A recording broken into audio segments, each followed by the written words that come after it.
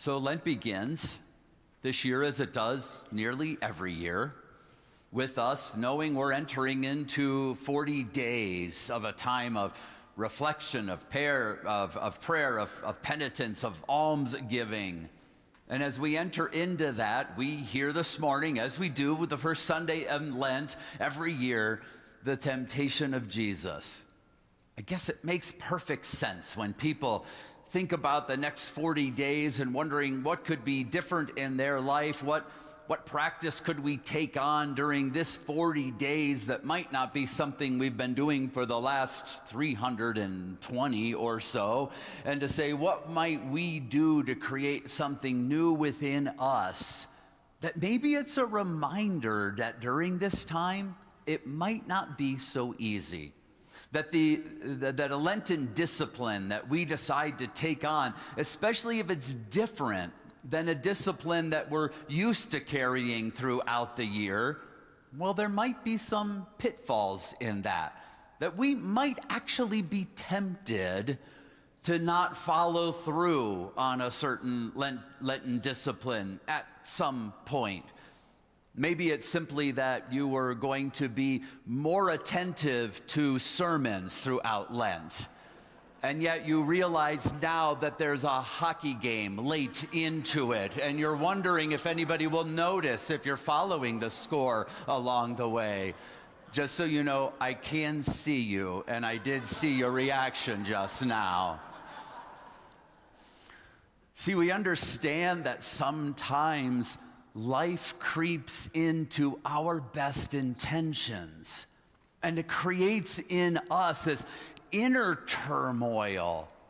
And I think our gospel reading expresses that in an outer turmoil for us, where Jesus goes through such basic identity crises that we can say, I know what that's like. I know what that feels like.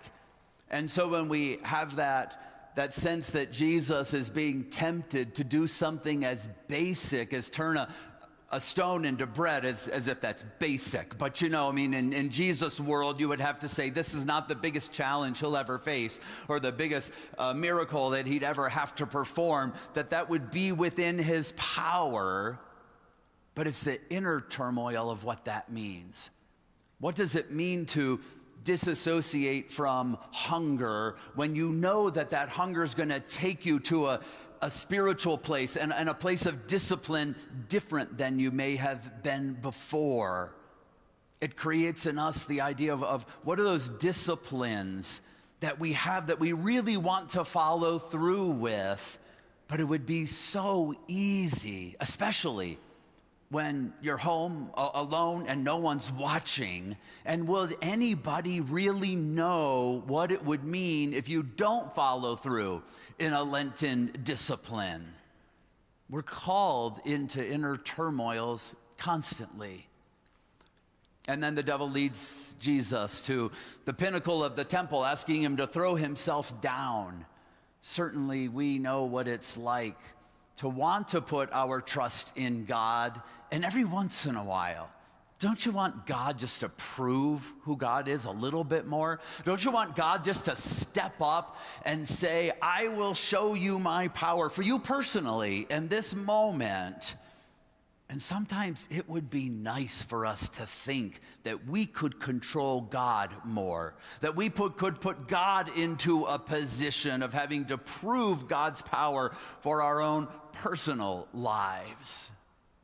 And if that happened, then maybe I could be just a little more powerful. Maybe I could be just a little more influential over somebody else. Maybe I could see what it feels like for people to look upon me and trust my decisions more than their own.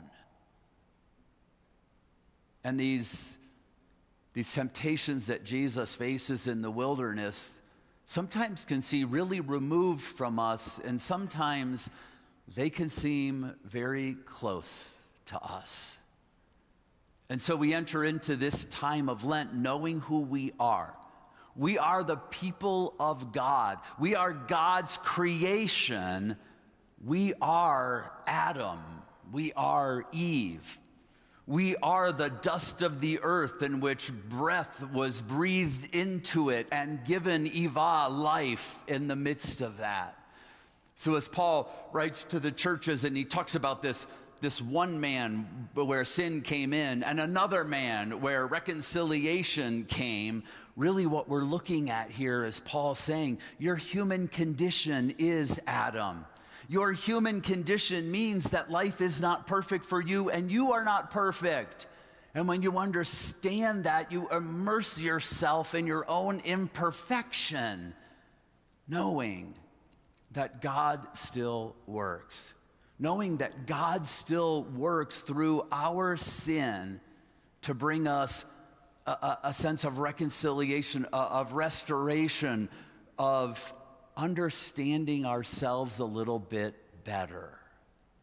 We are flawed people, and God created us that way. We are justified people because God gave us Jesus Christ. We are people who fall to temptation, and we turn our lives over to God through confession, knowing that what follows it is forgiveness. We are God's people in this time. And so we enter into Lent, 40 days.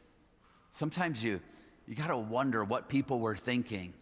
I mean, sometimes I would think, 8 days of Lent, I could really handle sometimes. There's almost nothing I couldn't do for 8 days if I really put my mind to it.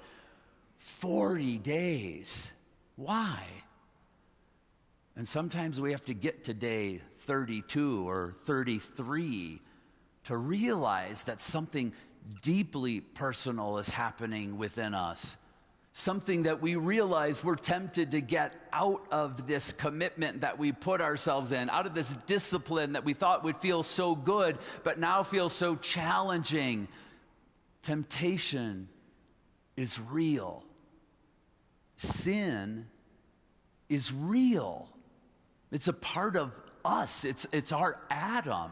It's what we live with every day. And yes, it is because of that. It's because of who we are, actually who we were created to be. It's because of that sin that grace abounds. It's because of that sin that God chooses to intervene. It is because of who we are that God is who God is. And so in our lives, we simply sometimes take it day to day, sometimes week to week or month to month. But we realize that these are the days that we have. These are the days that God has put in our path. This is the path that we are walking. And yes, sometimes we realize that walking it alone would be insurmountable. That walking it alone would create challenges that are beyond our own strength. And so we start out this morning by singing, I want Jesus to walk with me. Not just because I know that Jesus is strong, but because Jesus has already walked it. Jesus already knows my temptation. Jesus already knows how easy it is for me to fall. I want Jesus beside me because I know how strong God is. I want Jesus to know my sin because I know how abounding Jesus' grace is for me. This time of Lent, I want Jesus to know everything about me, because then Jesus can look at me and say, I understand, I know you, and I forgive you. The bottom line is, during these 40 days of Lent, Sin is real, but grace abounds. Amen.